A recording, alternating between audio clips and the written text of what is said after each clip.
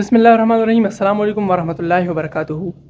دوستوں، حضور اکرم صلی اللہ علیہ وآلہ وسلم کی حدیث مبارکہ ہے جمعہ کے دن کے حوالے سے، جامع ترمذی حدیث نمبر 513، جس کا مفہوم کچھ اس طرح ہے کہ جو شخص جمعہ کے دن لوگوں کی گردنیں پھلانکے گا، یعنی جو شخص جمعہ کے دن لوگوں کی گردنوں سے پاؤں اٹھا کر آگے جائے گا، تو یہ ایسا ہے جیسے اس نے اپنے لیے جہنم کی طرف پل بنا لیا، جہنم تک لے جانے والا پل بنا لیا۔ دوستوں، محدثین فرماتے ہیں کہ اس حدیث میں جمعہ کا دن اس کا ذکر اس لیے آیا ہے کہ عام طور پر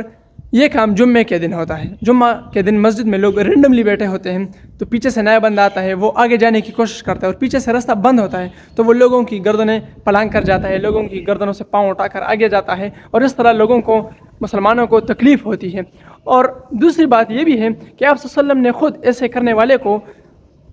جو ہے منع فرمایا ہے، ہاتھ سے اشارہ کیا ہے اور بتایا ہے، ان کو فرمایا ہے کہ آپ ایسا نہ کریں، بیٹھ جائیں، لوگوں کو تکلیف نہ دیں۔ دوستوں، دوسری حدیث مبارک ہے جس میں آپ صلی اللہ علیہ وسلم فرماتے ہیں کہ جو شخص جمعہ کے دن اچھی طرح سے غسل کرے گا، اچھی طرح سے پاکی حاصل کرے گا اور بالوں میں تیل لگائے گا اور اس کے گھر میں جو خوشبو میسر ہوگی وہ لگائے گا اور جمعہ کے لیے جائے گا، اور ایک کام نہیں کرے، وہ کیا کہ دو آدمیوں کے درمیان نہیں گھسے گا،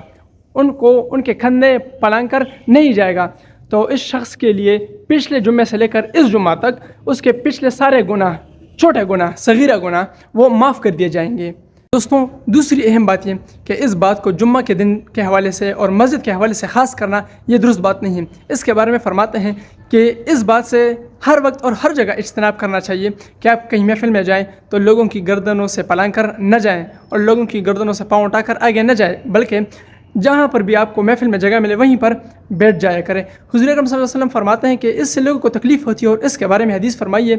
کہ لوگوں کو تکلیف دینا، مسلمان کو تکلیف دینا ایسا ہے جیسے مجھے تکلیف دینا، اور مجھے تکلیف دینا ایسا ہے جیسے اللہ سبحانہ و تعالیٰ کو تکلیف دینا۔ تو اس طرح بالکل نہ کریں اور اس قسم کے ہر کاموں سے بچے کہ لوگوں کو اس میں تکلیف پہنچے۔ اللہ تعالیٰ سے دعا ہے کہ ہمیں عمل کرنے کی توفیق عطا فرمائے۔